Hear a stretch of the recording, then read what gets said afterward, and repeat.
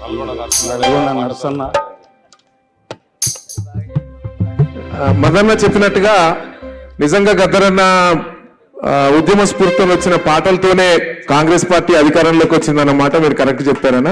ఎందుకంటే గద్దరన్న తల్లి వేరు లాంటోడు, ఎంతో మంది కవులను గాయకులను తయారు చేసి దోపిడి పాలన అంతం చేయడంలో ఆయన పాత్ర చాలా కీలకం.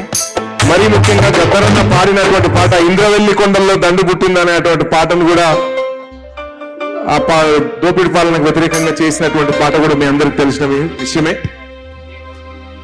కారం చేడు యుద్ధ వీరుల ముద్దాడి కోరస్ ఉందా? Chorus chorus please please. Okay Murali ఉంటే సూపర్.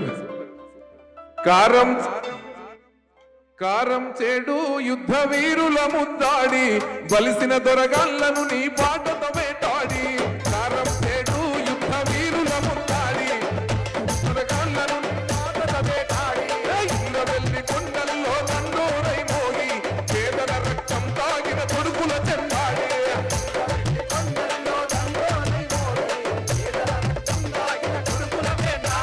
తూపురాను నోమోదు మనమై పూసినవో పచ్చని అడివమ్మ ఒడిన పొద్దై పడిసినవో తూరుపు కల్ల ఎర్ర చెందను ఎత్తినవో.